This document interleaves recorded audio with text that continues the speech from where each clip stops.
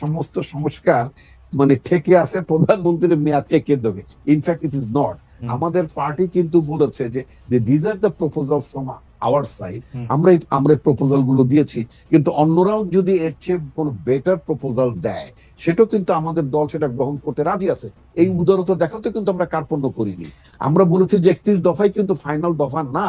অর্থাৎ কেউ যদি মনে করে যে প্রধানমন্ত্রীর মেয়াদ 2 না 1.5 মেয়াদ হবে, মানে 1.5 হবে, সেটাও যদি কনসেনসাস হয় হতে পারে। নারিপন ভাই, আপনার সাথে কথা কয়ে পারবো না, কিন্তু আমি আশরাফ ভাই আরেকটা যে প্রসঙ্গ তুলছেন সেই প্রসঙ্গটার ক্ষেত্রে আমি আপনার একটু দৃষ্টি আকর্ষণ করতে চাই।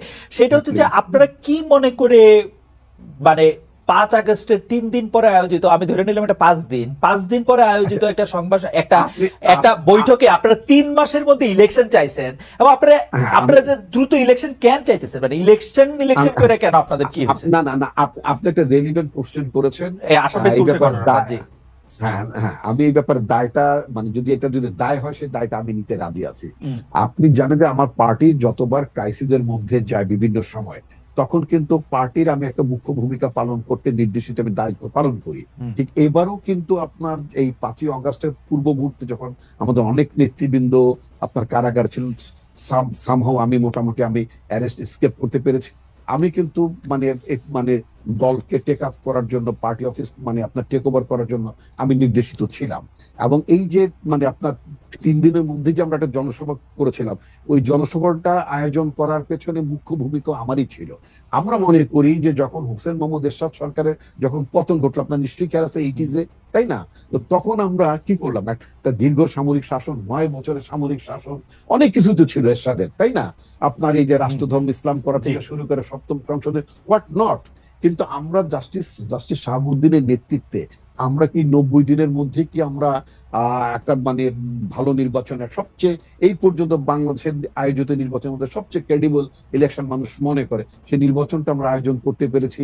আমরা মানে একটা গণতন্ত্রের পথে আমরা হাঁটতে পেরেছি। একটা পার্লামেন্টারি সিস্টেম অফ গভর্নমেন্ট ত্রুটি বিচ্যুত থাকা সত্ত্বেও আমরা শুরু করতে পেরেছিলাম, তাই না? এটা তো সম্ভব ছিল। এবং আপনার অনেকগুলো কারেকশন করি আমরা শুরু করেছিলাম। আমি যদি উদাহরণটা নিয়ে আপনার বর্তমান অন্তর্বর্তীকালীন সরকারের আইন উপদেষ্টা আসিফ নজরুলের উদাহরণটা যদি এই ওনার একটু বক্তব্য, উনি বলেছেন যত সংস্কার প্রস্তাব এসছে এর 50% 1 মাসে করা সম্ভব। তাহলে আমার বক্তব্য যদি 50% যদি 1 মাসে সম্ভব হয়, আমি ওনার কথাকে কোট করে বলতে চাই, যদি 1 মাসে যদি অর্ধেক সংস্কার যদি আপনার করা সম্ভব হয়, বাকি অর্ধেক করার জন্য আরো 2 মাস 3 মাস। ওকে রিপোর্ট ভাই, আমরা একটু আশরাফের কাছে যাই। শুধু আমি আমার কথাটা বলে রাখি, না আপনি শেষ করবেন? জি শেষ করেন। জি খালিদ আমাকে আরেকটু কথা বলবেন। আমি শুধু মানে আশরাফ কায়সার নির্বাচনী বিরোধিতা করেননি বা আপনিও করেননি। আমি শুধু এটা বলছি, পৃথিবীর কোন দেশে যখন কোনো গণ-অভ্যুত্থান হয়, সেই গণ-অভ্যুত্থানের পরে সেই রাষ্ট্রের গণতান্ত্রিক উত্তরের জন্য নির্বাচন ছাড়া আর কোনো পথ ছিল? ইভেন যদি 69 সালে যে তৎকালীন সময় যে গণ-অভ্যুত্থান হলো, যে গণ-অভ্যুত্থানের পরবর্তী 70-এর নির্বাচন, তারপরে বাংলাদেশ সৃষ্ট মুক্তিযুদ্ধের মধ্য দিয়ে, সেখানেও কিন্তু 14টা নির্বাচন ছিল।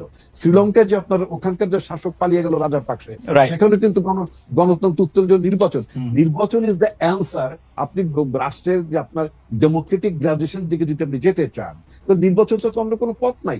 আপনার সংস্কার তো বছরের পর বছর তো আপনি সংস্কার করবেন, সংস্কার তো কোনোদিন শেষ হবে না। আপনি, তাই না? এই সংস্কার তো চলমান। যখনই আপনার কাছে মনে হবে এই জায়গা ঠিক হচ্ছে না, আপনি আবার সেই জায়গায়। আমি আপনার সাথে 100% একমত। আমি শুধু একটু আমার 2 পয়সা দিয়ে রাখি। আমার 2 পয়সা হচ্ছে যে আমি ডক্টর আসিফ নজরুলের সাথে একমত যে তিনি বলছেন যে 50% সংস্কার 1 মাসের মধ্যে করা সম্ভব।